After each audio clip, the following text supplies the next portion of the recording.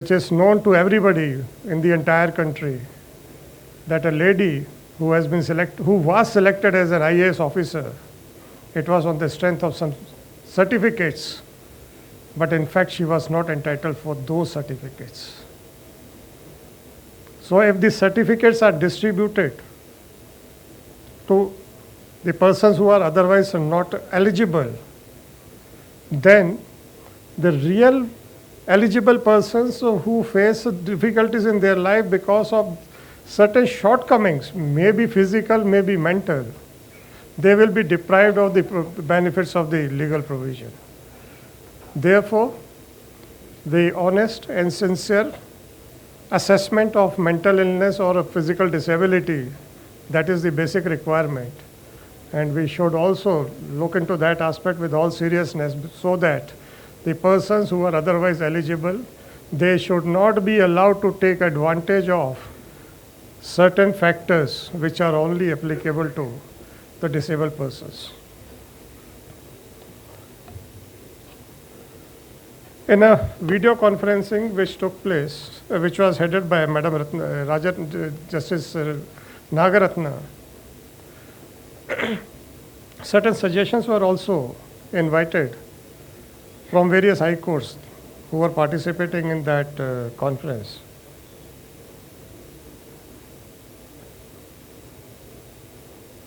One thing which occurred to my mind on the spot itself, because when I was looking into the things to give some suggestions, it didn't occur to me. But while discussions were going on, I thought that apart from other things, one thing we should not do, that is sympathy, out of context sympathy. If we say bichara, what will be the effect of that word on the mind of that person? That means we will be making him to realize that there is some shortcoming. First of all, what I personally feel is that being a person with no disability of any kind, we should not say that because of some reasons they are on some lower pedestal. उनको विचारगी की आवश्यकता नहीं है. उनको जो हम facility देते हैं या देने का प्रोविज़न है, that is to build up a bridge between the advantages which a general person gets, or a person or a boy with or a child with no disability would get. तो उनके लिए विचारगी नहीं है. अगर आपने उनको ये मना दिया कि साहब you are just like us, may be more intelligent to us, efficient to us, I think first of all we are required to change our attitude also.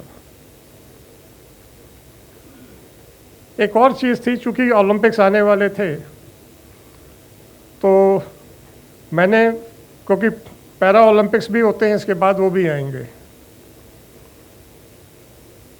तो हमने जितने भी स्पोर्ट्स इंस्टीट्यूशंस देखे हैं, although I may be wrong because of my short knowledge, so I don't know whether there is any sports complex for physically handicapped or physically challenged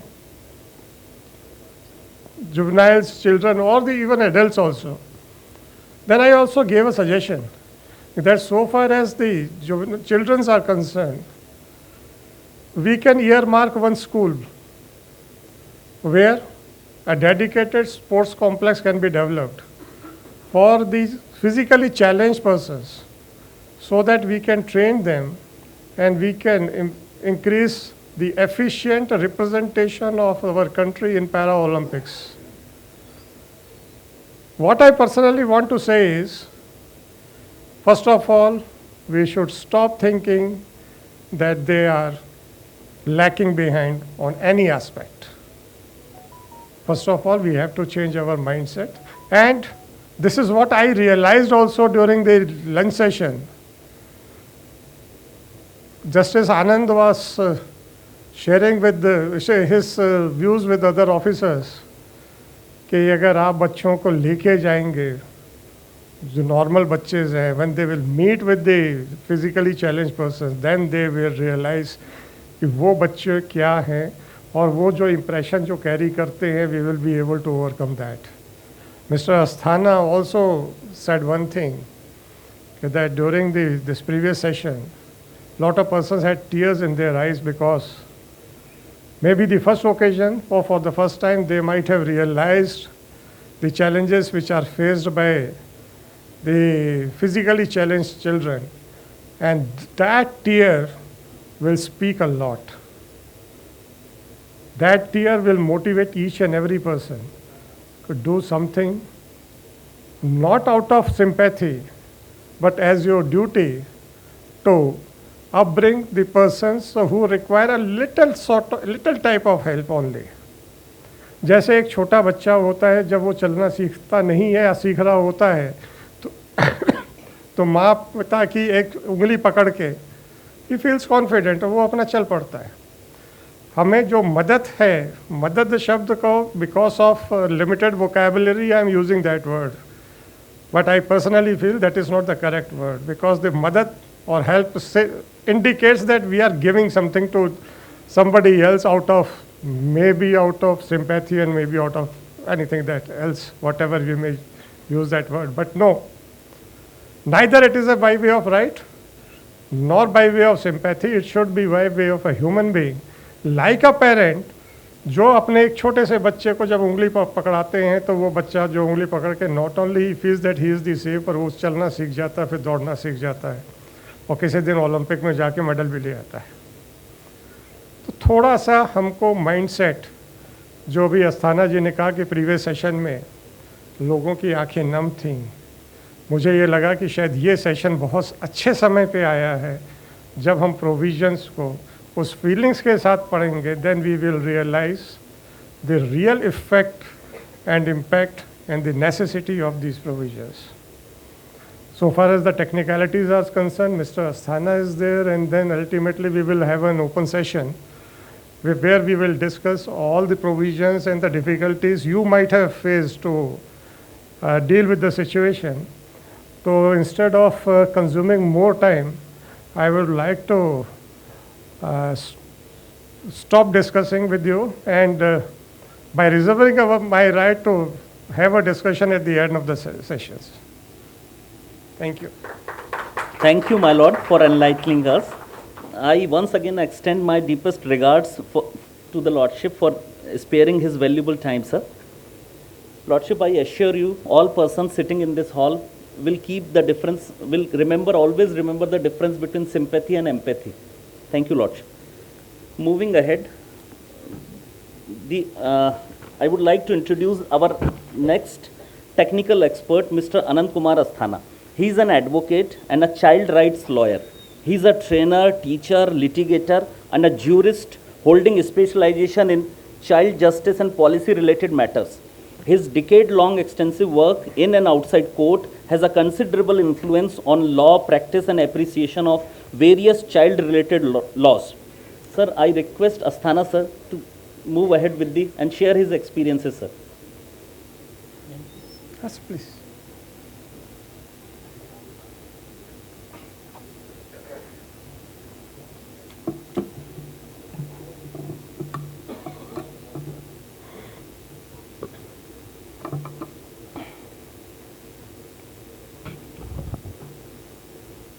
With the permission of Chair, Justice Ahluwalia, I have been asked to present a general overview how laws have given voice to our sensitivity. Those who have drafted these laws were informed by the sensitivity, and also they had factual understanding. उनको पता था समाज में क्या scale है, क्या समस्याएं हैं, उसके आधार पे कुछ कानून बने हैं. हमारा काम ये है, और हमको जस्टिस पाठक का निर्देश प्राप्त हुआ था कि ऐसे बात रखना कि सदन में बैठा हर व्यक्ति उस बात को अपने काम का समझ पाए. तो मेरे लिए ये मैंडेट महत्वपूर्ण है, और हमने इसीलिए इस तरीके से पूरे सत्र को रखा है कि समझ में आए कि क्या कानूनों में हुआ है, उसके बाद आप अपनी अपनी भूमिका तय करेंगे, हम सब अपनी अपनी भूमिका तय करेंगे। जैसा जस्टिस आहलूवालिया ने कहा, इन कानूनों के माध्यम से ही हमारी नियति जो है वो वास्तविक रूप से बच्चों के जीवन में उतरती है।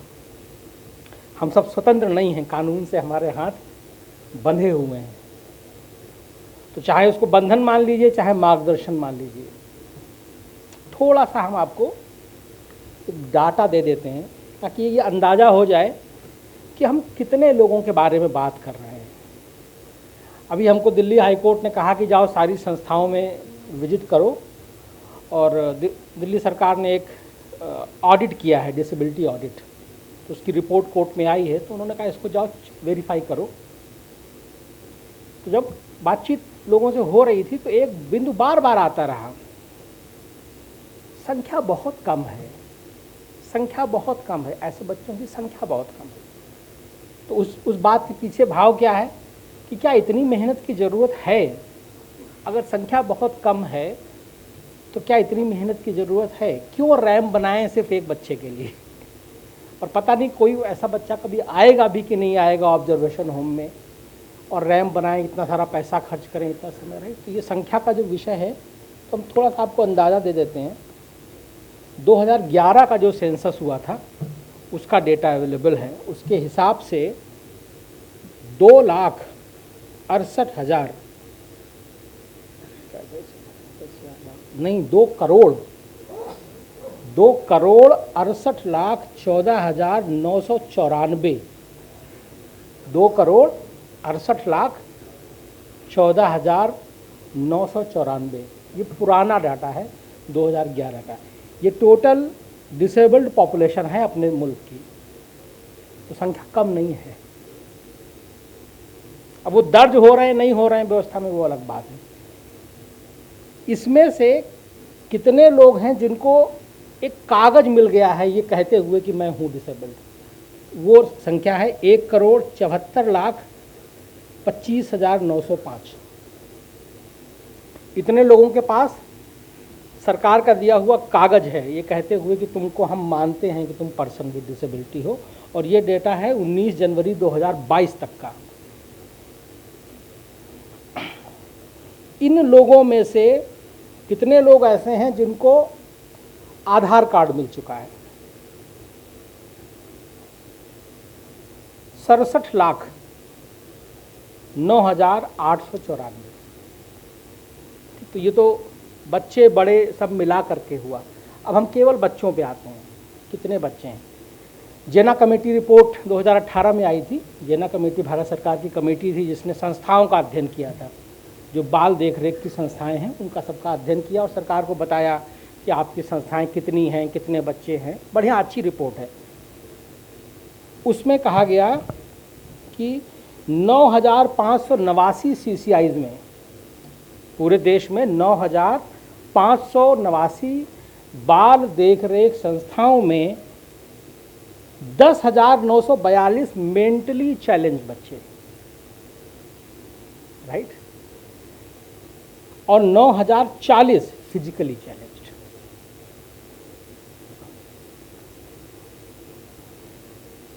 कुल मिलाकर के 20,000 के लगभग बच्चे आते हैं जो सिर्फ JJ एक्ट में हैं। मध्य प्रदेश में जो कंसल्टेशन हुआ है इसकी विशेषता ये है कि ये कंसल्टेशन सिर्फ JJ एक्ट का पात्र बच्चों के बारे में नहीं देख रहा है ना। आपने अगर नोटिस किया हो तो हम यहाँ पर सब बच्चों के बारे में देखा जा रहा है। हम मतलब हम सब लोग, हम में से अपनी ओर इशारा नहीं, हम सब लोग यहाँ बैठे हैं तो केवल जुवेनाइल जस्टिस एक्ट के सब्जेक्ट मैटर बच्चों के बारे में सोचने नहीं बैठे हैं, हम सब के बारे में सोचने बैठे हैं। तो जो मेरा सत्र होगा आपके साथ वो इसी आलोक में थोड़ा सा आगे चलेगा।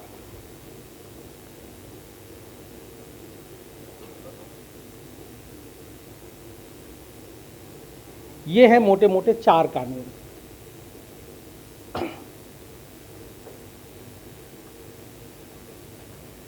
जिनको हम लोग देखने वाले हैं कि इन कानूनों में विकलांगता को किस तरीके से देखा गया है, किन चीज़ों का संज्ञान है, कौन कौन सी समस्याओं को एक्नॉलेज किया है, किन किन समस्याओं के समाधान हैं। हम ये भी देखेंगे कौन कौन सी नई समस्याएं गढ़ गई हैं इन कानूनों की वजह से, ये भी देखेंगे।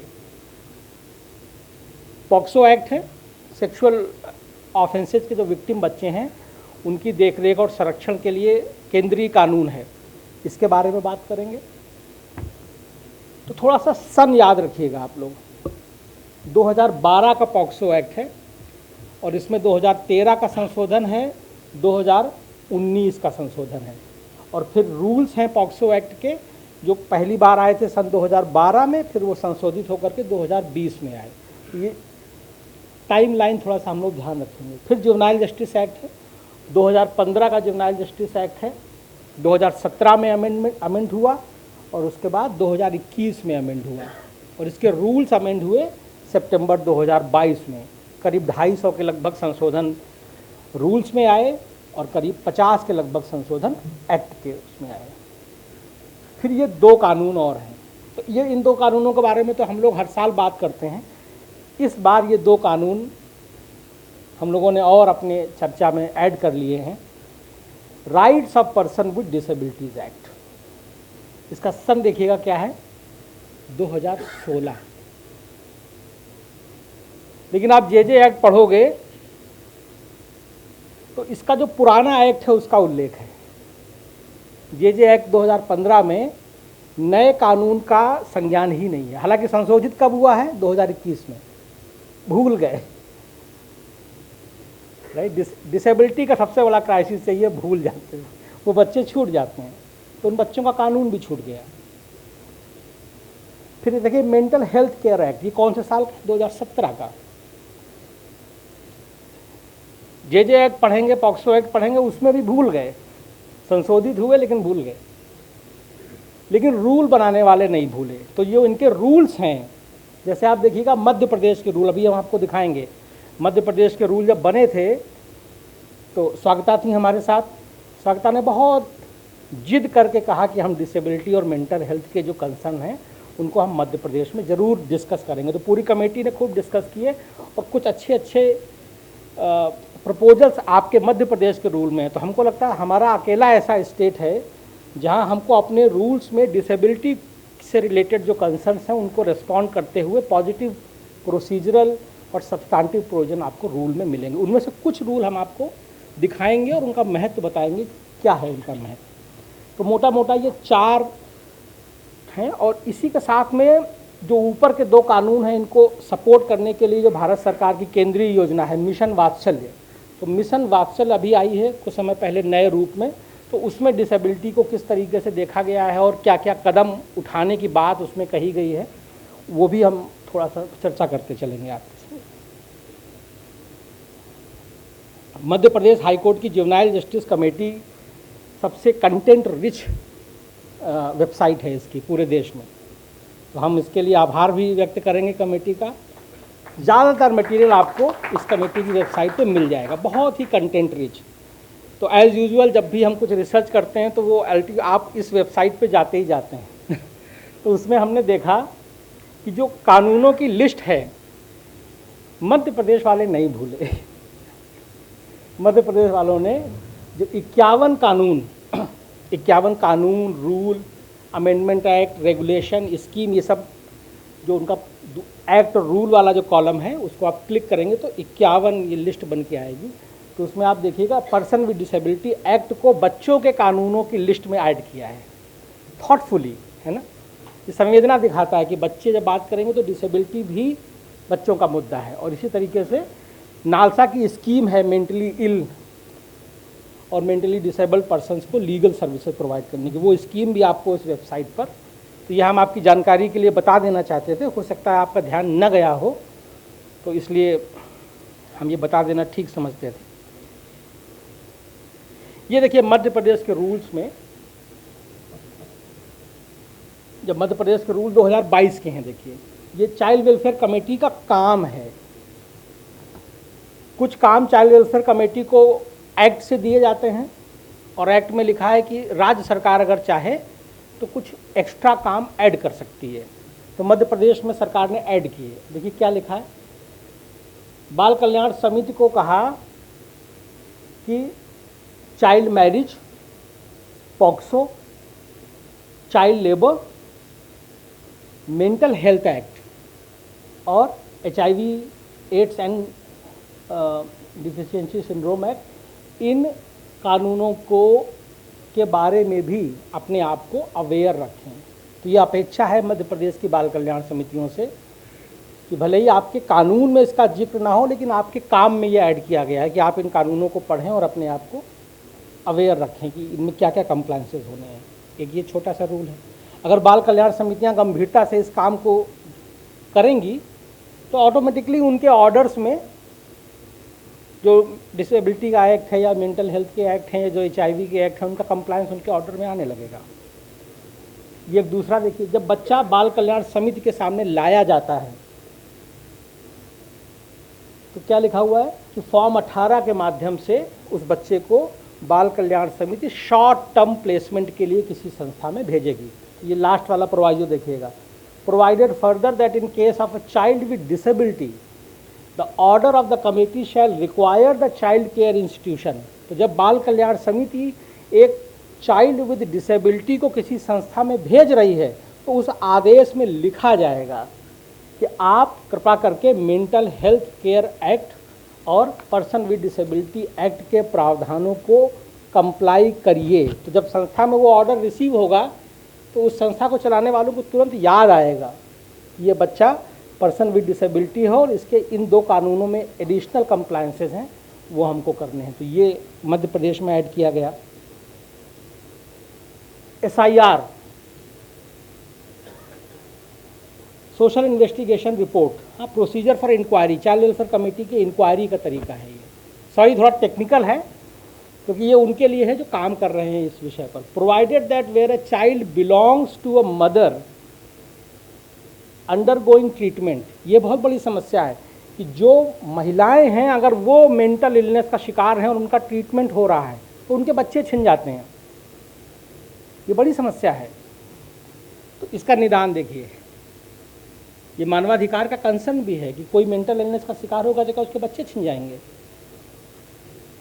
Provided that where such a child belongs to a mother who is undergoing treatment for mental illness in an establishment described under the Mental Health Care Act, the social investigation report must contain a report on the situation of mother। जो SIR बना रहे हैं वो निर्णय नहीं लेते हैं, SIR को पढ़ करके बाल कल्याण समितियां, children court, JJB, high court वो निर्णय लेते हैं। तो SIR में अगर ब्यौरा नहीं होगा तो निर्णय कैसे होगा? तो वो ब्यौरा लाया जाए, उसकी बाध्यता इस प्रावधान के माध्यम से क्रिएट कर दी गई ताकि जाने अनजाने कहीं बच्चा छिन न जाए, निर्णय लेने वाला निर्णय ले सके कि माँ की स्थिति क्या है। तो ये बड़ा संवेदना के साथ सोचे गए प्रावधान है ये। अब हम चलते हैं थोड़ा सा JJ एक्ट की तरफ। JJ एक्ट की जो 16 बुनियादी सिद्धांत हैं उसमें से एक सिद्धांत है समानता और गैर भेदभाव का। तो उसमें देखिएगा जो मैंडेट है ये सिद्धांत हैं जिनकी पालना सबको करनी है। कानूनों के प्रावधानों का जब आप इंटरप्रिटेशन करते हैं तब इन फंडामेंटल प्रिंसिपल्स को देखते हैं। तो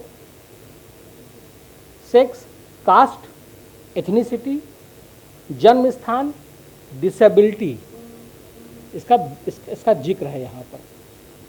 डिसेबिलिटी के आधार पर भी किसी भी तरह का कोई भेदभाव नहीं किया। आपने देखा होगा समाज में कितना स्टिग्मा रहता है पर्सन विद डिसेबिलिटी को लेकर के, राइट? तो तरह तरह की कुछ रूढ़ियाँ चलती रहती हैं। तो वो इंस्टीट्यूशंस में या JJ एक्ट के तहत जो प्रोसेस हो रहा है उसमें नहीं हो सकता वो सब। तो ये एक JJ एक्ट का सेक्शन 3 है, general principle.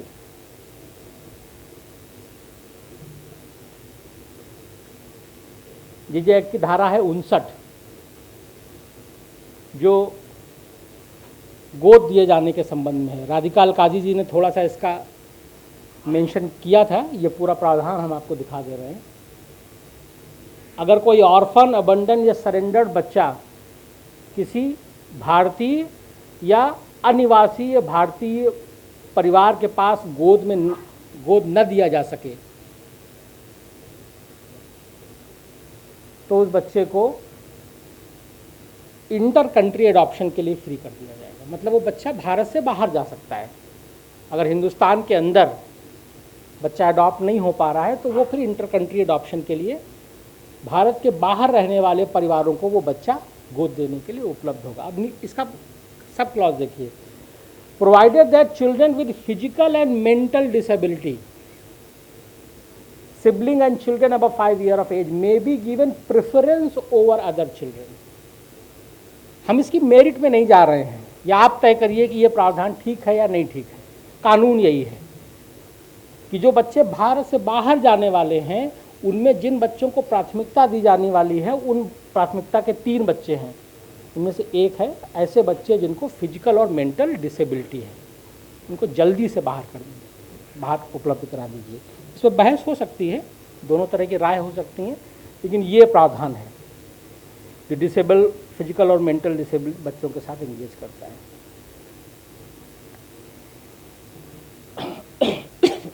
Child in need of care and protection, ये जे एक्ट की सबसे बड़ी परिभाषा है, सबसे बड़ी, करीब 1.5 पेज की परिभाषा है। ये बहुत विस्तृत कानूनी शब्द है। ये लोग कहते हैं कि हर बच्चा, स्टेट का केयर की बात हो रही है, कौन ऐसे बच्चे हैं जिनको स्टेट की केयर मिलेगी उसकी परिभाषा।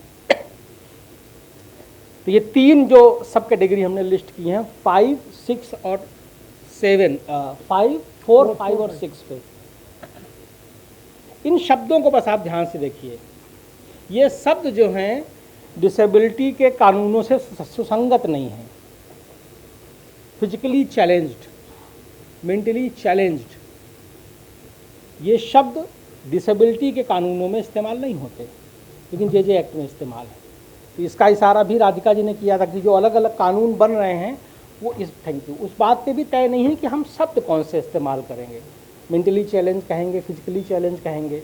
एक शब्द इस्तेमाल होता है जो निकल करके आया अदालती आदेशों के एक सर्वे हुआ था उसमें, कि डेफ एंड डम्ब शब्द ये खूब इस्तेमाल होता है, लेकिन क्या ये कानूनी शब्द है? Is it a legal term? ये सवाल है हमारे सामने। हु इज मेंटली इल और मेंटली और फिजिकली चैलेंज्ड, कौन मेंटली इल है, कौन मेंटली चैलेंज्ड है, ये सब बड़े तकनीकी विषय हैं। हु हैज ए पेरेंट और गार्जियन। अब देखिए जे एक्ट ये कहता है कि ये 3 कैटेगरी के बच्चे CNCP हैं, और अगर ये बच्चे CNCP हैं तो राज्य इन बच्चों को देखभाल और संरक्षण करेगा, राइट। राज्य डिक्लेयर कर देगा कि आप अनफिट हैं और आपके बच्चे राज्य के प्रेशर में आ जाएंगे। लेकिन जो दूसरा कानून है हमारा, पर्सन्स विद डिसेबिलिटी एक्ट, वो क्या कहता है? वो एक दूसरा रवैया अख्तियार करता है। वो इतना सख्त रवैया नहीं, ये सख्त रवैया, इसको हम सख्त मानते हैं कि अगर हम अपने बच्चों की ठीक से परवरिश नहीं कर पा रहे हैं किसी भी वजह से, तो वो हमारा बच्चा जो है वो CNCP हो जाएगा। इसका मतलब हमसे ज़्यादा राज्य का अधिकार मेरे बच्चे पर हो जाएगा। हम इसको अलार्मिंग मानते हैं। कल्याण तो होगा, वो एक नज़रिया है देखने का, लेकिन राज्य का हमारे बच्चे के ऊपर अख्तियार हो जाएगा। लेकिन जो पर्सन्स विद डिसेबिलिटी एक्ट है वो कहते हैं कि अगर माँ बाप देखभाल नहीं कर सकते तो परिवार में देखिए कोई है क्या? ठीक बात है ना ये, कि ऐसे सीधे बच्चा जो है वो माँ बाप के अख्तियार से ले मत लीजिए, देखिए कोई परिवार में है क्या। और अगर परिवार में भी कोई ना हो तो देखिए क्या बच्चे के समुदाय में कोई है क्या। इसका मतलब जो चिल्ड्रन विद डिसेबिलिटी हैं वो अपने परिवारों और समुदायों से बाहर न निकलें, संस्थाओं में न डाल दिए जाए। लेकिन जे एक्ट में बड़ा खतरा है कि अगर द मोमेंट CWC ने कहा कि आप अनफिट हैं तो फिर संस्था का दरवाज़ा खुला नज़र आता है उन बच्चों के लिए, राइट। तो आप अप्रोच का फ़र्क देख रहे हैं दोनों में। इन दोनों कानूनों का जो चिंतन है वो सुसंगत नहीं है, एक दूसरे से बात नहीं कर रहे। एक अलग तरीका बता रहे, दूसरा अलग तरीका बता रहे। ये CNCP की डिफिनीशन है जिसमें मेंटल हेल्थ और डिसेबिलिटी के कॉग्निजेंस हैं।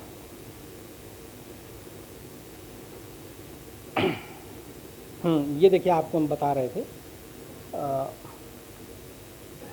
ये स्लाइड आप देख नहीं पा रहे हैं, नीचे जो है ये 1985 लिखा हुआ है।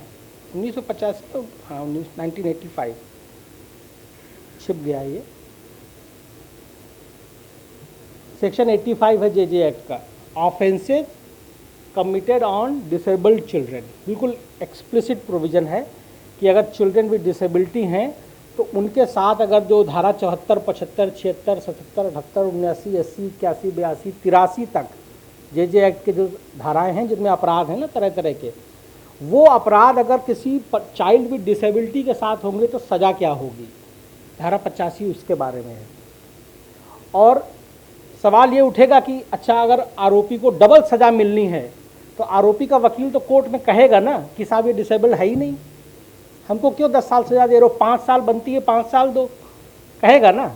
तो सवाल अटकेगा इस बात पे आके कि क्या ये डिसेबल है कि नहीं है, पीड़ित डिसेबल है कि नहीं है, ये बात डिफेंस की तरफ से कोर्ट में बहस की जाएगी। तो उस बहस पर ज़्यादा गुंजाइश न मिले इसलिए डिसेबिलिटी को डिफाइन कर दिया है।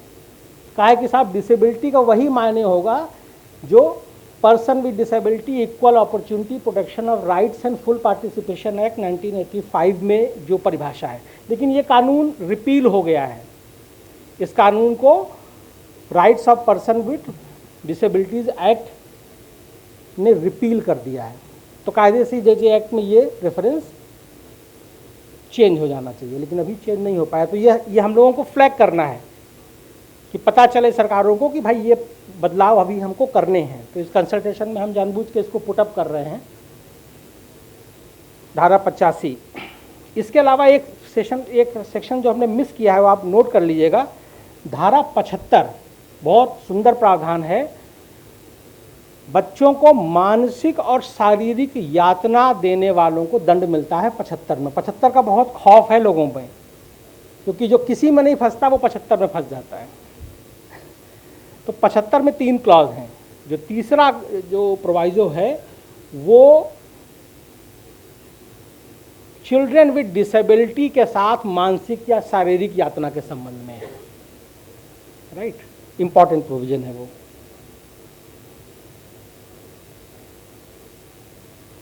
देखिए इसका हम इशारा कर रहे थे, 1995 का है, इस सेक्शन में जो रेफरेंस है 1985 नहीं है, 1995 है। Person with disabilities equal opportunities protection of rights and full participation act 1995। This was repealed by RPD act of 2016। J act amend हुआ 2021 में, लेकिन ये वाला जो अमेंडमेंट है ये नहीं, इस पर ध्यान नहीं गया, ये अमेंड नहीं हुआ। कायदे से तो होना चाहिए, क्योंकि वो कानून ही, जिस कानून का जिक्र है वो कानून है ही नहीं अब तो 2016 का कानून है। अब आते हैं थोड़ा सा और आगे, चाइल्ड वेलफेयर कमेटी, धारा 30 में चाइल्ड वेलफेयर कमेटी की जिम्मेदारियां हैं। चाइल्ड वेलफेयर कमेटियों से लोग यहाँ हैं क्या?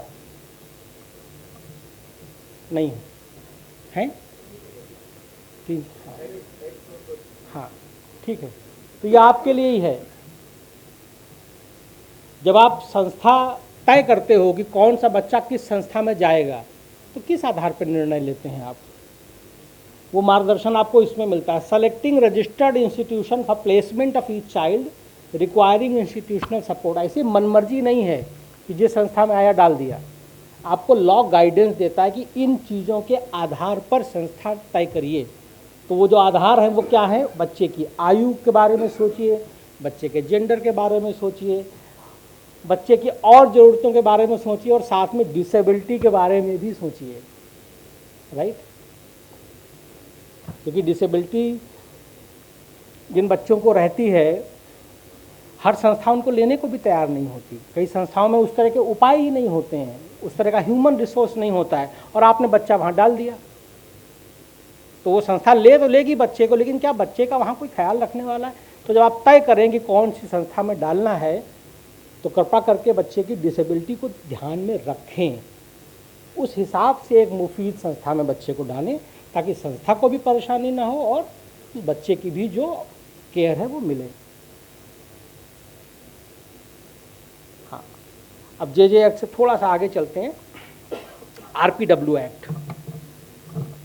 आरपीडब्ल्यू एक्ट की जो शुरुआत होती है इसका reference honourable acting chief justice भी करके गए थे अपने सत्र में, जो उन्होंने सिद्धांत बोले थे, respect for evolving capacities of children with disabilities and respect for the right of children with disabilities to preserve their identity।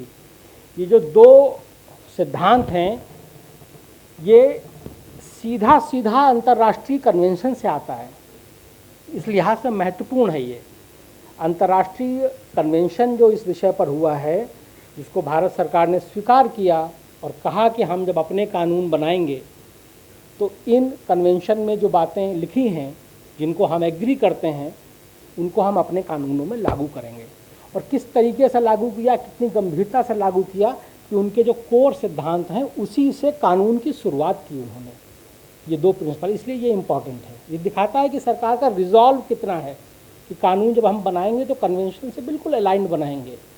उसी भावना से हमको फिर इन कानूनों को उतारना भी है ज़मीन में, वैसी तैयारी हमको करनी है।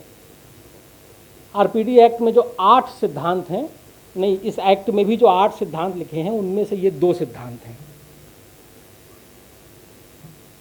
ये देखिए, जो हम आपको इशारा कर रहे थे कि जेजे एक्ट का जो सीएनसीपी का जो अप्रोच है वो इस अप्रोच से मैच नहीं करता है। क्या लिखा है?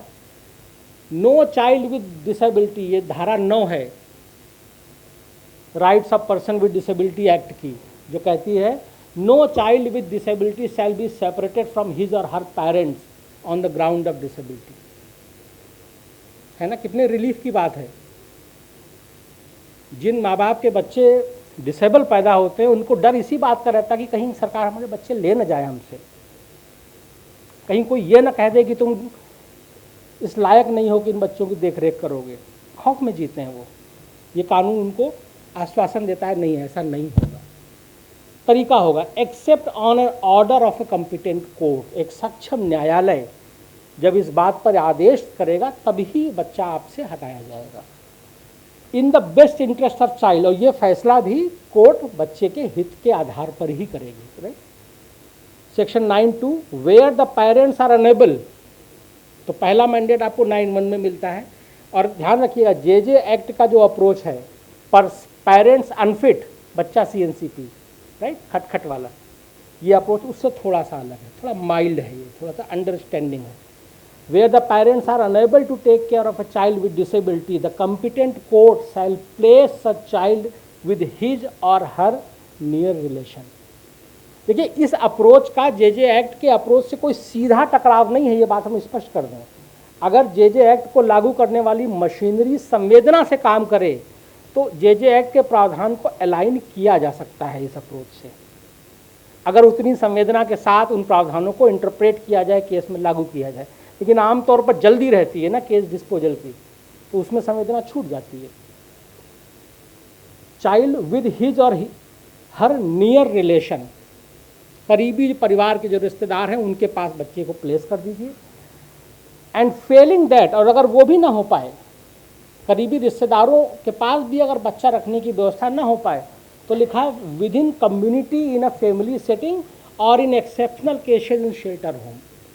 जेजे एक्ट में जो डिफ़ॉल्ट डिज़ाइन है शेल्टर होम में बच्चा जाएगा, यहाँ कहा गया है एक्सेप्शनल सर्कमस्टांसेस में ये सब एग्जॉस्ट हो जाए, जब रिश्तेदार भी न लेना चाहें, कोई समुदाय में भी कोई लेने को तैयार नहीं है, कोई फैमिली सेटिंग, आजकल ग्रुप फॉस्टर केयर चलती है, वो भी एक फैमिली सेटिंग का एक तरीका है, run by the appropriate government और नॉन गवर्नमेंट। ये सेक्शन 9(1), 9(2). पूरे कानूनों की पूरी समीक्षा हम नहीं कर रहे हैं, जितना समय है उसके हिसाब से, वैसे जो समय आवंटित है उसमें से भी कम है क्योंकि हम लोग लेट चल रहे हैं, इसलिए हर कानून को हम टच करते चल रहे हैं। पॉक्सो एक्ट, पॉक्सो एक्ट में दो तरह के ऑफेंस होते हैं, हरासमेंट और असॉल्ट, राइट। फिर असॉल्ट की कैटेगरी है, असॉल्ट कैन बी पेनिट्रेटिव और it can be simple assault, और एक है पेनिट्रेटिव असॉल्ट और एक है एग्रेवेटेड पेनिट्रेटिव असॉल्ट, राइट। तो एग्रेवेटेड की एक बड़ी कैटेगरी है। तो कोई भी सेक्सुअल अपराध, सेक्सुअल असॉल्ट एग्रेवेटेड कब बन जाता है, उसकी कुछ 22 के लगभग परिस्थितियां पॉक्सो एक्ट में दी हुई हैं। उनमें से कुछ परिस्थितियां हैं जो डिसेबिलिटी से इन्फॉर्म्ड है, जैसे ये वाला, whoever commits penetrative sexual assault on a child, ये धारा 5 का अपराध है पॉक्सो का। कोई भी पेनिट्रेटिव सेक्सुअल असॉल्ट करेगा, फिजिकली इनकैपेसिटेट्स द चाइल्ड और causes the child to become mentally ill as defined under mental health act 1987, right. यहाँ पर भी देखिए रेफरेंस रिपील्ड एक्ट का दिया हुआ है, लेकिन हम अभी किस में है, 2017 में, राइट। इम्प्लीमेंटेशन का चैलेंज आएगा, अगर जरा सा भी फर्क हुआ दोनों में तो चैलेंज आ जाएगा। लेकिन फिर भी आप देखिए डिसेबिलिटी का यहाँ पे कॉग्निजेंस है कि अगर बच्चे को फिजिकली इनकैपेसिटेट किया या मेंटली इल हो गया बच्चा अपराध के परिणाम की वजह से, तो उस अपराध का जो दंड है वो पेनिट्रेटिव सेक्सुअल असॉल्ट। ये प्रावधान इम्पॉर्टेंट है पब्लिक प्रोसिक्यूटर्स के लिए, ये प्रावधान इम्पॉर्टेंट है हमारे पुलिस ऑफिसर्स के लिए, ये प्रावधान इम्पॉर्टेंट है हमारे पॉक्सो जजेस के लिए। हो सकता है जब घटना हुई हो तब मेंटल इलनेस ना आई हो, क्योंकि अपराध होते ही मेंटल इलनेस नहीं हो जाती। बच्चे ट्रॉमा में रहते हैं, हमने देखा पॉक्सो के बहुत, आप सबने भी देखा होगा, खिलता खिलाता बच्चा था, आज उसके साथ कुछ हुआ, 6 महीने के बाद आप उस बच्चे को पहचान नहीं सकते, सूख गया है, एकदम मन सूख गया है, हंसता नहीं, मुस्कुराता नहीं, डिप्रेशन में चला गया है, खौफ में रहता है। तो ग्रेजुअली डेवलप होती है ना मेंटल इलनेस। तो कोर्ट को कौन बताएगा ताकि उस आरोपी को जो धारा शुरू में पुलिस ने लिखी थी उसमें दंड न मिले, गुरुतर धारा में दंड मिले, राइट। तो ये संवेदना की चीज़ें हैं। पुलिस अफसरों को जब पता होगा कि इस तरह कोई प्रावधान है तो वो ध्यान रखेंगे, इन्फॉर्म कर देंगे पीपी साहब को राइट टाइम पर कि साहब बच्चे की यह हालत हो गई है। कोर्टों को पता होगा तो वो रिपोर्ट कॉल कर लेंगे सेंटेंसिंग के टाइम पर, जब सेंटेंसिंग का स्टेज आएगा तो वो रिपोर्ट कॉल कर लेंगे कि विक्टिम की स्थिति क्या है, बताइए उनको। हु से एवर, और ये दूसरा तीसरा प्रावधान देखिए, हु, ये बहुत होता है, whoever taking advantage of a child's mental or physical disability, right. अगर लड़की है खास तौर से और वो मेंटली या फिजिकली डिसेबल्ड है तो उसका सेक्सुअल अब्यूज़ होने की संभावना ज़्यादा होती है, क्योंकि उसको लोगों को पता है कि ये बोल नहीं सकती, बता नहीं सकती, उठ के जा नहीं सकती, किसी को बता नहीं पाएगी, ज़्यादा चांसेस रहते हैं, इसलिए पनिशमेंट अपने आप एग्रेवेटेड होगा। और बिल्कुल यही सेक्शन 5 आपको मिलेगा सेक्शन 9 में, aggravated sexual assault, penetrative sexual assault, दोनों जब एग्रेवेट होते हैं तो आपको ये कंडीशंस हैं। ये पॉक्सो एक्ट ने हैंडल किया है डिसेबिलिटी रिलेटेड कंसर्न्स को। फिर थोड़ा सा और भी इंगेजमेंट है पॉक्सो का डिसेबिलिटी के साथ। रूल 2, ये रूल्स है, ये एक्ट नहीं, जो पॉक्सो का रूल है 2020 वाला जो रूल, उसमें जो स्पेशल एजुकेटर हैं उनकी क्या परिभाषा है, यहाँ पर भी देखिए। अब आप यहाँ देखिए पॉक्सो एक्ट में मेंटल हेल्थ एक्ट 1987 का जिक्र है, लेकिन पॉक्सो रूल में आप देखिए 2016, राइट। रूल बाद में बने ना, रूल बनाने वालों ने याद रखा इस बात को। अमेंडमेंट हालांकि 2019 में भी हुआ पॉक्सो में, चाहते तो उस वक्त किया जा सकता था, ठीक।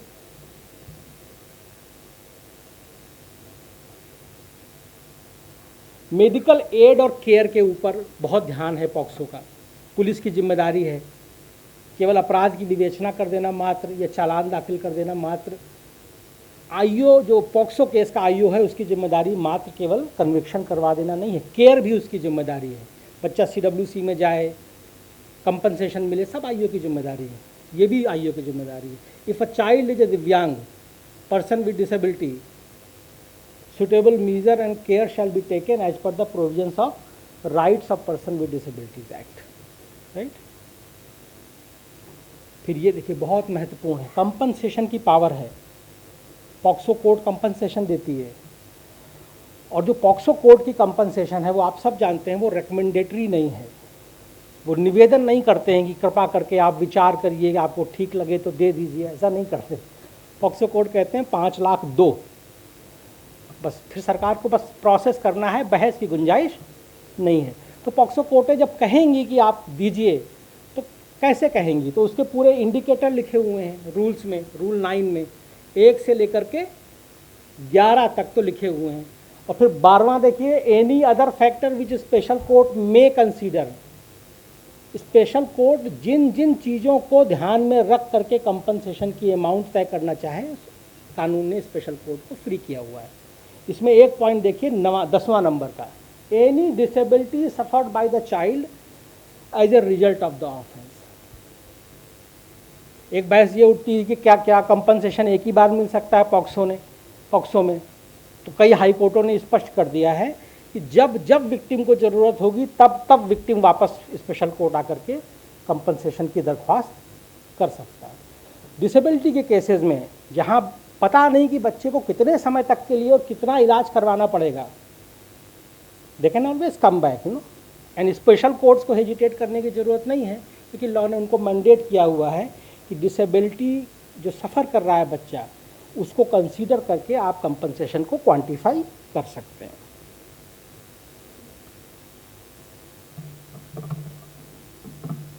Mental health care act 2017, mental illness means a substantial disorder of thinking, mood, perception, orientation और मेमोरी। ये बड़ा सवाल है, ये हमसे भी किसी ने पूछा था कि मेंटल इलनेस और मेंटल रिटार्डेशन में क्या फ़र्क है, राइट। हम लोग जब CNCP की डिफिनीशन पढ़ रहे थे उसमें भी था ना, मेंटली इल और मेंटली और फिजिकली चैलेंज्ड।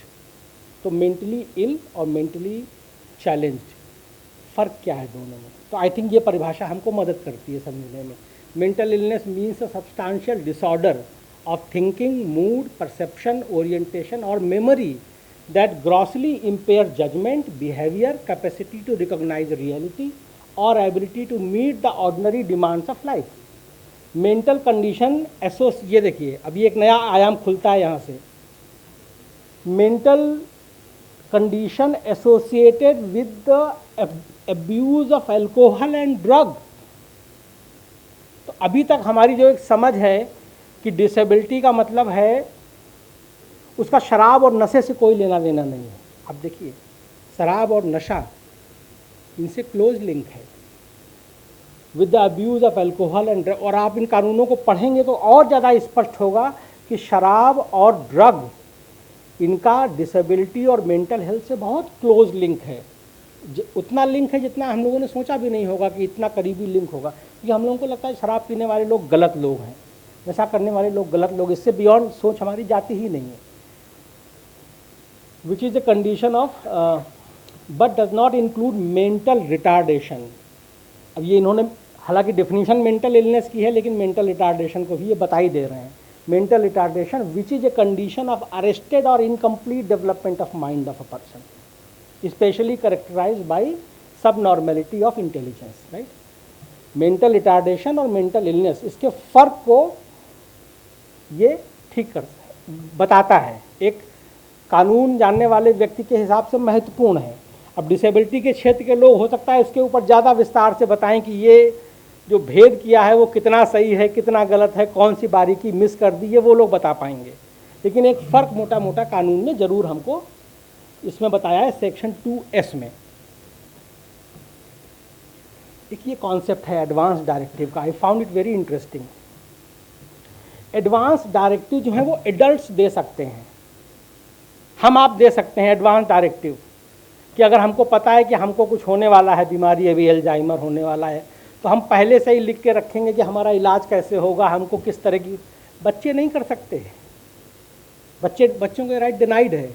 जो एडवांस डायरेक्टिव का जो बेनिफिट ये लॉ लेकर के आता है एडल्ट्स के लिए, section 5A of mental health act 2017 denies right to make an advance directive to minors. क्योंकि हम जानकार नहीं हैं इस क्षेत्र के, इसलिए हम नहीं बता सकते कि ये सही है या गलत है, लेकिन एक सब्सटैंशियल राइट है जो एडल्ट्स को दे रहा है एडवांस डायरेक्टिव का, बच्चों को कह रहा है ये राइट नहीं मिलेगा। एंड सेक्शन 5(4), अब यहाँ ये JJ एक्ट से लिंक होता है, ये वाला 5(4), सेक्शन 5(4) कहता है कि बच्चों के सिलसिले में एडवांस डायरेक्टिव देने की जिम्मेदारी लीगल गार्जियन की है। तो मेरा आप सब के सदन से सवाल है, जो बच्चे हमारी संस्थाओं में बंद हैं, उनका गार्जियन कौन है, उनके लिए एडवांस डायरेक्टिव कौन देगा? क्या हमारी संस्थाओं के सुपरिंटेंडेंट तैयार हैं? क्या वो एडवांस डायरेक्टिव उन बच्चों के लिए लिखने की मनोदशा में हैं? क्या उनको लगता है कि वो कॉम्पिटेंट भी हैं ये लिखने के? क्या वो अपने आप को गार्जियन मानते भी हैं? अभी अगर CWC के साथी हमारे यहाँ होते तो वो बोलते नहीं नहीं, सुपरिंटेंडेंट गार्जियन नहीं, हम गार्जियन हैं। राइट?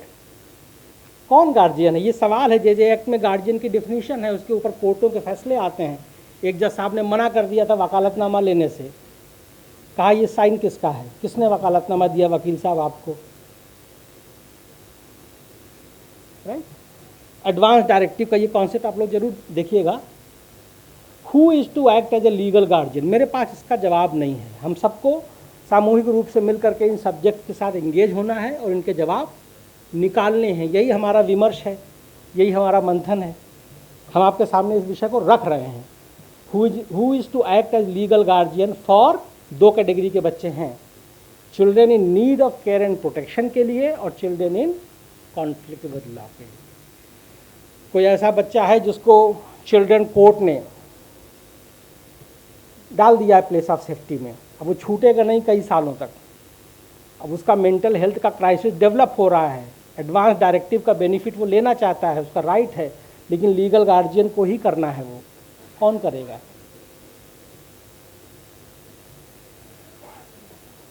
ये एक और सवाल है, ये फिर जे एक्ट के साथ MHA को जोड़ता है। क्या हमारे चाइल्ड केयर इंस्टीट्यूशंस, क्या आप उनको कस्टोडियल इंस्टीट्यूशन मानते हैं? क्या जो हमारे चिल्ड्रन होम हैं, क्या आप उनको कस्टोडियल इंस्टीट्यूशन मानते हैं? Justice Amitabh Roy committee supreme court ने बनाई, क्योंकि सुप्रीम कोर्ट को ये कहा गया कि साहब कस्टोडियल इंस्टीट्यूशंस में बुरी हालत है, कुछ करिए। तो उन्होंने कहा हम करते हैं। जस्टिस अमिताभ रॉय को कहा सर सारे कस्टोडियल इंस्टीट्यूशंस की हालत जरा देख करके हमको बताइए। तो जब जस्टिस अमिताभ रॉय ने अपना काम शुरू किया तो आप सबको पता है उन्होंने WCD के सारे इंस्टीट्यूशंस को अपने कवरेज में ले लिया। कहा हम हर उस संस्था को कस्टोडियल मानते हैं जहां दाखिल किए हुए लोग अपनी मर्जी से निकल नहीं सकते। तो चाहे उसको आप चाइल्ड केयर होम कहें, चाहे आप उसको कोई भी सुंदर नाम दें, उसको हम मानेंगे कस्टोडियल इंस्टीट्यूशन, और इसीलिए हमारी कमेटी का अख्तियार आपके इंस्टीट्यूशन पर रहेगा। अब आप बताइए कितने इंस्टीट्यूशन, क्या फैसिलिटी, और उसकी रिपोर्ट सबमिट हो गई कोर्ट में और कोर्ट कंसीडर भी कर रहा है। Section 104 of mental health act 2017 makes prescription for assessment and treatment of mental illness of person residing in state run custodial institutions. Right? केवल स्टेट रन लिखा हुआ है यहाँ पे, लेकिन हमारे चिल्ड्रन होम तो NGO भी चलाते हैं।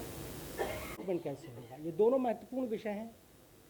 सेक्शन 93 ऑफ JJ एक्ट 104 और JJ एक्ट का सेक्शन 93, ये दोनों एक ही टेरिटरी पर ऑपरेट हो रहे हैं। Section 93 of JJ act 2015 says that CWC और JJB may order removal of a mentally ill child or a child addicted to alcohol or other drug to a psychiatric hospital or psychiatric nursing home in accordance with the provision of Mental Health Act 1987।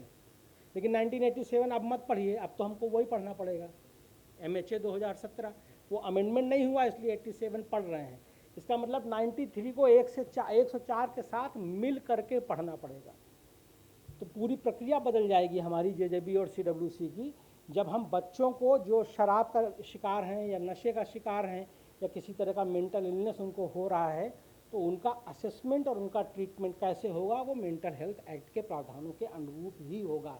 हालांकि उस शक्ति का प्रयोग CWC और JJB ही करेंगे, लेकिन प्रक्रिया, मानदंड, मानक सब MHA के हो जाएंगे। हमको इस सत्र को समाप्त करना है, बस चलते चलते हम मिशन वात्सल्य की में क्या क्या नया आया है वो हम आपको बताते चलें। स्पॉन्सरशिप के जो क्राइटेरिया हैं, मेंटल इलनेस के जो शिकार बच्चे हैं, तो आप देखिए चाइल्ड विद डिसेबिलिटी नंबर 5 पे स्पॉन्सरशिप किन किन लोगों को, स्पॉन्सरशिप का फ़ायदा किन को मिलेगा, ये उसकी मिशन वात्सल्य में लिस्ट है। ये 6 लोगों की लिस्ट है। Where mother is a widow divorce, वो सब मत देखिए। 5वें में देखिए, children in need of care and protection as per J act, namely without home, victim of any natural calamity, child labour, victim of marriage, child marriage, traffic child, HIV aid affected child, child with disability. Sponsorship अगर हम दे पाए परिवारों को तो हो सकता है बच्चों का परित्याग न हो। जो आर्थिक कारणों की वजह से चिल्ड्रन विद डिसेबिलिटी को परिवार त्याग देते हैं, अगर हम उन परिवारों को आर्थिक रूप से सशक्त करें, स्पॉन्सरशिप का लाभ उनको दें, तो ये मिशन वात्सल्य ने, ये एक्ट में पहले से है, लेकिन आप सबको पता है कि एक्ट का वही हिस्सा ज़्यादा मुस्तैदी से इम्प्लीमेंट होता है जिस पर मिशन वात्सल्य ध्यान दे देता है, क्योंकि पैसा आने लगता है उस काम के लिए, राइट। उसके पहले बिना पैसे के कैसे काम होगा। तो मिशन वात्सल्य अगर किसी चीज़ को कह रहा है, इसका मतलब सरकार की नीयत साफ है कि आप आदेश करिए, एग्जीक्यूशन हो जाएगा, क्योंकि पैसा उसके लिए एलोकेटेड है, राइट। तो यहाँ पर हमारे लिए स्कोप है काम करने का। स्पॉन्सरशिप पे आप काम करिए, आप बहुत सारे फैमिलीज़ को स्पॉन्सरशिप का बेनिफिट उन फैमिलीज़ को दे पाएंगे जहाँ चिल्ड्रन विद डिसेबिलिटी में। इसी तरीके से फॉस्टर केयर के बारे में भी सेम चीज़ है। 3 परिवार हैं, इसमें भी देखिए चाइल्ड विद डिसेबिलिटी, नीचे वाला जो कॉलम है ना, तो फॉस्टर केयर और स्पॉन्सरशिप दोनों पर मिशन वात्सल्य ने हमको मैंडेट दिया है। तीसरा, ये एक बिल्कुल नया कॉन्सेप्ट है जो मिशन वात्सल्य ने प्रमोट किया है। जरूरी है कि हम लोग जानें, special unit for children with special need, state and union territories need to focus on special need children in CCIs। तो थोड़ा सा एक ये मैकेनिज़्म मिशन वात्सल्य में उन्होंने प्रपोज किया है कि एक ऐसी यूनिट बनाई जा सकती है और उस यूनिट के लिए बाकायदा पैसा होगा। ये चिल्ड्रन विद डिसेबिलिटी ओरिएंटेड है।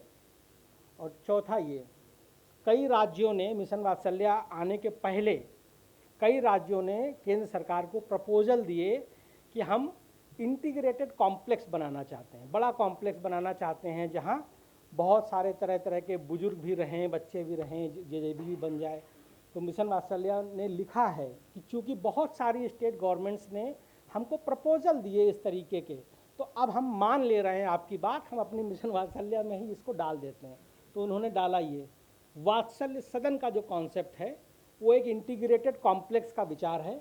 उस कॉम्प्लेक्स में JJB भी होगी, CWC भी होगी, चिल्ड्रन होम भी होगा, ऑब्जर्वेशन होम भी होगा, प्लेस ऑफ सेफ्टी भी होगा, स्पेशल होम भी होगा, पूरा बड़ा कॉम्प्लेक्स होगा इंटीग्रेटेड, और उसके बहुत सारे फ़ायदे होंगे तरह तरह के।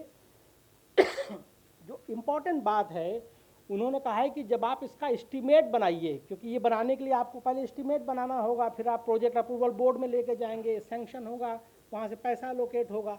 तो जब आप लेआउटिंग करें, जब आप डिजाइनिंग करें, तो इस बात का ध्यान रखें with a view to make complex accessible to special need children, right? Institutions को बनाते वक्त अगर इनका ध्यान नहीं रखा जाता है, बाद में फिर अगर आप डिसेबिलिटी एक्ट को इम्प्लीमेंट करेंगे तो जितना पैसा बनाने में नहीं लगना, उतना पैसा तोड़ने में लगने वाला है आपका। इसलिए पहले ही जब इंस्टीट्यूशन बने तो आप एक्सेसिबिलिटी के पॉइंट ऑफ व्यू को ध्यान में रखें। कहाँ कितने, एक जगह हम देख रहे थे तो एक संस्था बता रही थी कि साहब यहाँ पे रैंप नहीं बन सकता। क्यों नहीं बन सकता रैंप? क्योंकि वो रैंप का जो स्लोप होता है वो पर्टिकुलर स्टैंडर्ड, उसके लिए जगह चाहिए, उतनी जगह है नहीं, तो डिजाइनिंग ही नहीं हुई उस संस्था की, वो ज़मीन जगह ही ईयरमार्क कुछ ज़रूरत के हिसाब से नहीं हुई। तो अगर रैंप बनाना है, एक सेमिनार हॉल है और उसमें रैंप रहना ही रहना है, तो जो ज़मीन आप मांगोगे उस सेमिनार हॉल के लिए, वो रैंप की साइज़ को ध्यान में रख करके, तो जब आप एस्टीमेशन करोगे तो एस्टीमेशन में ये सब चीज़ें आप ध्यान रखिए। ये मिशन वात्सल्य ने अपने डॉक्यूमेंट में लिखा है as a guidance to state and union territories.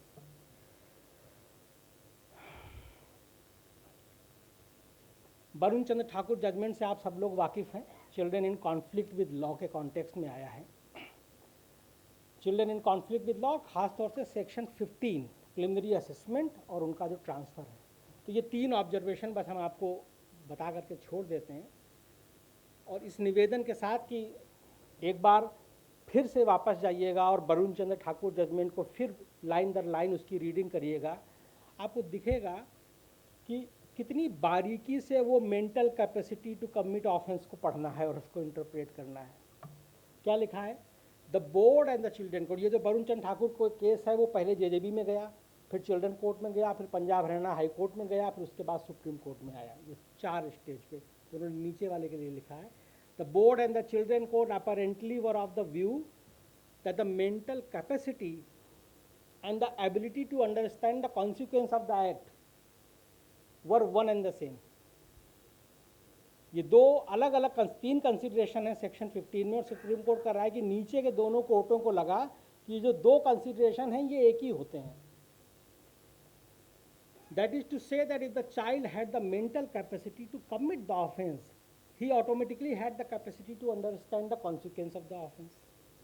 This in our considered opinion is a grave error committed by them, right. उन्होंने कहा ये ग्रेव एरर है, ये समझिए दोनों एक नहीं है, ये दोनों अलग हैं। फिर इसी जजमेंट को आप पढ़ेंगे तो अलग से पूरा निम्हांस का एक डॉक्यूमेंट उन्होंने जैसे का तैसा अपने जजमेंट में छाप दिया है। उस जजमेंट में बहुत बारीकी के साथ डिस्कशन है कि मेंटल कैपेसिटी क्या होती है, मैच्योरिटी क्या होती है। प्लीज़ उस जजमेंट को दोबारा से पढ़िएगा। ये 3 ऑब्जर्वेशन हैं। The report of psychologist dated 5/12/2017 only space out the IQ of the child to be 95, तो केवल IQ के आधार पे डिसीजन हो गया। A perusal of the above report clearly mention that it was only for the purpose of assessing, right. ये 3 comment हैं। I think हम यहीं पे रुकेंगे। Children in conflict with law का जो अपना एक सब्जेक्ट है वो काफ़ी डिटेल है, काफ़ी कॉम्प्लिकेटेड है, लेकिन हम उस पर बिना कुछ हल्का सा जिक्र किए सत्र को छोड़ना नहीं चाहते थे, इसलिए हमने ये मेंशन कर दिया। इसको आप ज़रूर देखिएगा। I think I am done with my presentation. Thank you. I conclude here.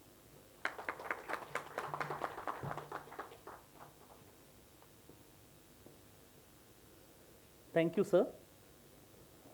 I seek permission from the chair to open the session for discussion, sir.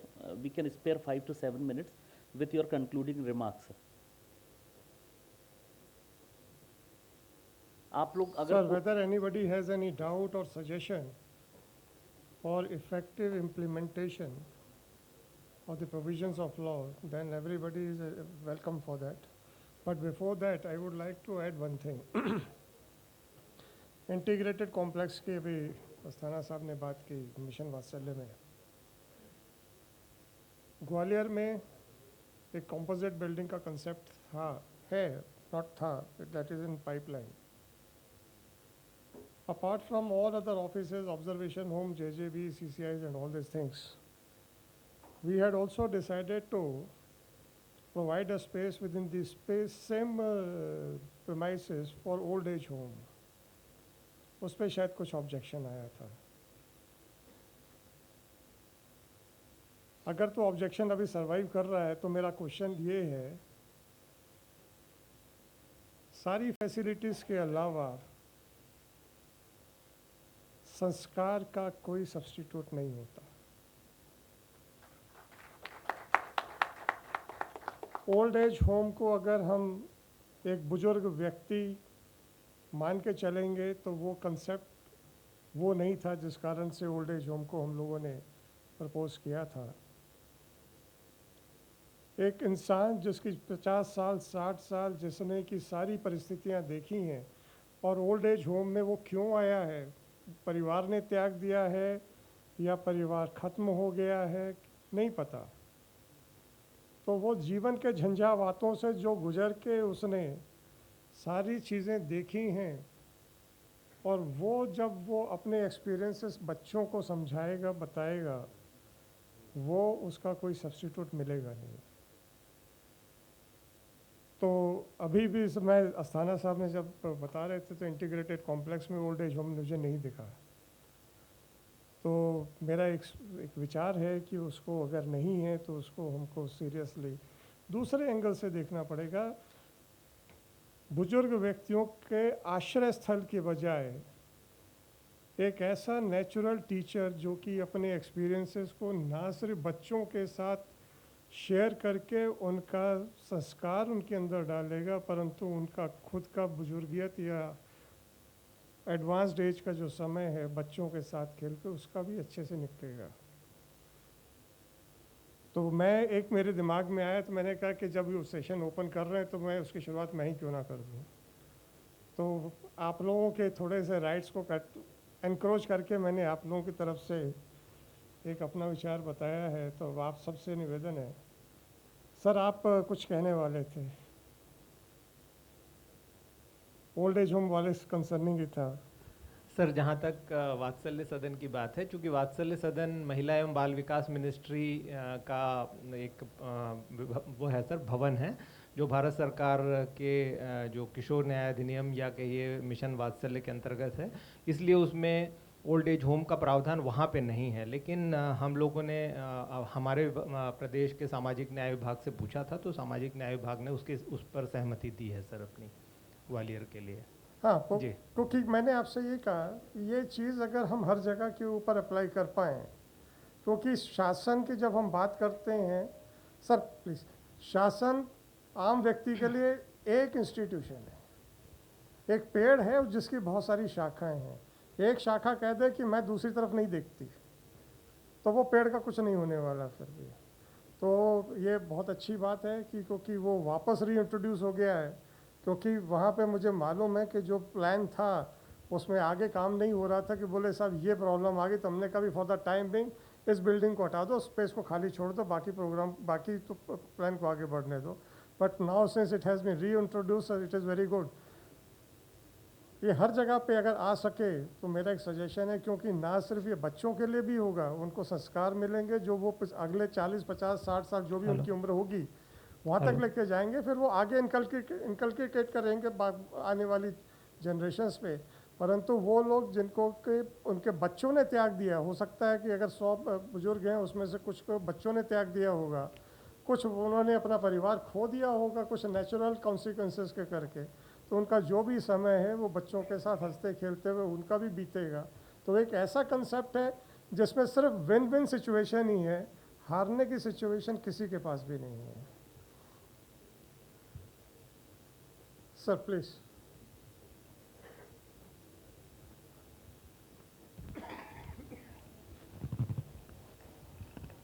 Thank you very much sir.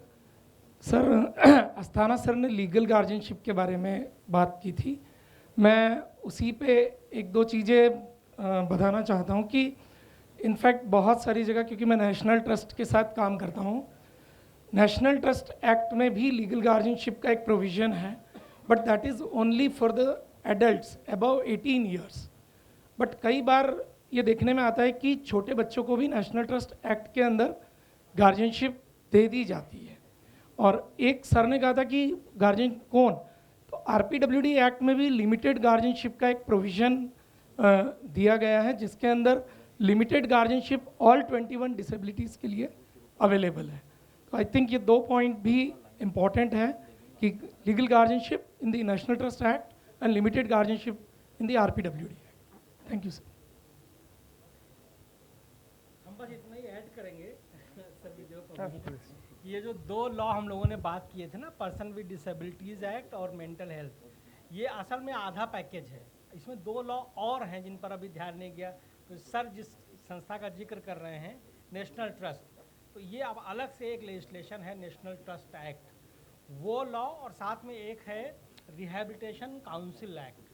ये दो law और हैं जो MHA और disability, इन दोनों law के साथ मिल करके उस पूरे कैनवस को कंप्लीट करते हैं। तो जो हाफ टेरिटरी है वो बहुत ड्रास्टिकली अमेंड हो गई है, और दो हैं जो अभी रह गए हैं, उसके ऊपर भी हम लोग अभी हालांकि इस कंसल्टेशन में बात नहीं कर पाए, लेकिन मेरा निवेदन है कि उन दो लॉज को भी हम लोग अपनी चर्चा में, अपने अध्ययन मनन में रखें। इम्पॉर्टेंट पीस ऑफ लेजिस्लेशन है वो, और बहुत क्रिटिकल रोल प्ले करता है national trust. Thank you. Thank you so much. Lordship? Okay, please. Sir, जैसा कि सर जितने भी हमने रूल्स स्टडी किया है और अभी हमने संवाद में आए हैं, ये प्रोविज़न तो हैं सर, पर इसके लिए मॉनिटरिंग कमेटी होना बहुत आवश्यक है सर।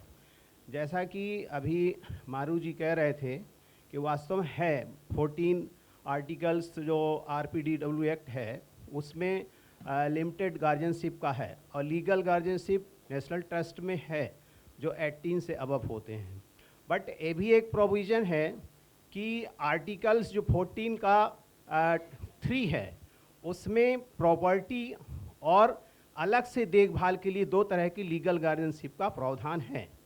और ये सारी चीज़ों का अगर विश्लेषण करके लीगल गार्डियनशिप दिया जाए तो वो भी एक अच्छा सुगम अरेंजमेंट है।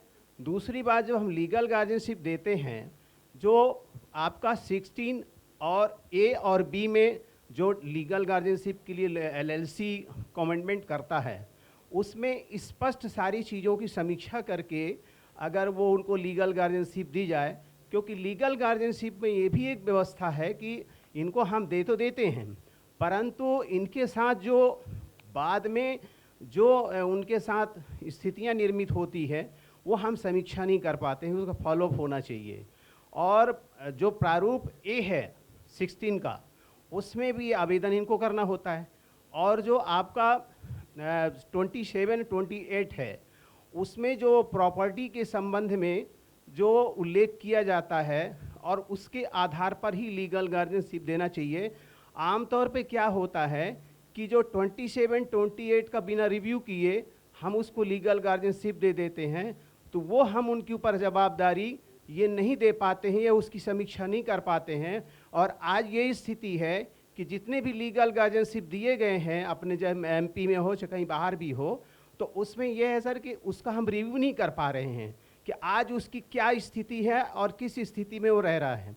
अभी देखने में ये आता है कि लीगल गार्डियनशिप दे तो देते हैं, परंतु उनके फैमिली में इतनी लड़ाइयाँ हो जाती हैं कि मैं उसका, कहीं सिस्टर ऑब्जेक्शन लेता है कि मैं इसका लेना चाहता हूँ, उसका जो भाई कहता है मैं लेना चाहता हूँ। तो ये बहुत बड़ा सवाल है, इसमें समीक्षा होना चाहिए। हम जैसे मान लीजिए अपना 1999 है और आपका हम एजुकेशन की बात करते हैं, हम 2009 जो शिक्षा का अधिकार अधिनियम है जिसमें 25% से 6% जो है अपने डिसेबल चिल्ड्रन के लिए प्रोविज़न है, परंतु उसका हम समीक्षा ये नहीं कर पाते हैं। उसकी जो हमारे जो जवाबदार लोग हैं, कितने लोगों को एडमिशन दिया गया है, किसको नहीं। अभी पिछले फ्राइडे को जो हमारी बैठक हुई थी ऑनलाइन में, कुछ लोगों ने प्रवेश के लिए भी ऑब्जेक्शन उठाया, मतलब ये बात रखा था कि प्रवेश नहीं दिया जाता है। तो सर ये सारी सुविधाओं के लिए एक्ट में जो प्रोविज़न है, एक विशेष निगरानी में ये कमेटी बननी चाहे तभी इसको इम्प्लीमेंट कर पाएंगे। और एक स्पेशल उसका न्यायालय की व्यवस्था का भी प्रावधान है, उसका यदि प्रत्येक ज़िले में गठन हो जाए तो मैं समझता हूँ बहुत सारी चीज़ें सामने आएगी, बहुत जल्दी सुनवाई होगी। Very very thanks. जहाँ तक समीक्षा का सवाल है, मैंने शुरू में यही कहा था, हम कानूनी प्रावधानों को किताबों में दिए हुए कुछ धाराओं को समझने के उसके हिसाब से काम करेंगे तो हम शायद उतने सफल नहीं हो पाएंगे। ये प्रावधान क्यों बनाए गए हैं और किन के लिए बनाए गए हैं, और जब तक हम उनका दुरुपयोग करना छोड़ दें, दुरुपयोग अभी आपको कई बार हम लोगों को सुनाई में आता है, परंतु अभी जो आप लोग ने पेपर में एक हफ्ते में पढ़ रहे हैं, मेरा आशय दुरुपयोग का वही है कि जो उस के काबिल नहीं है उसका फैसिलिटी लेता है उसकी कॉस्ट के ऊपर जिसको की आवश्यकता है।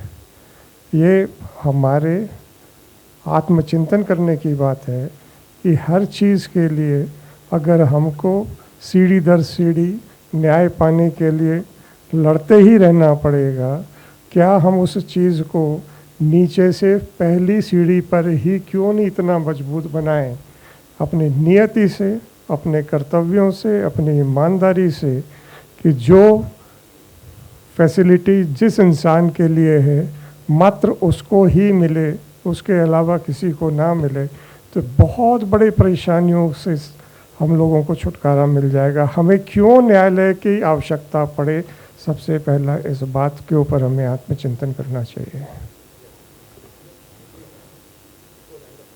जी जी, thank you lordship. Seeking permission to close this session, sir.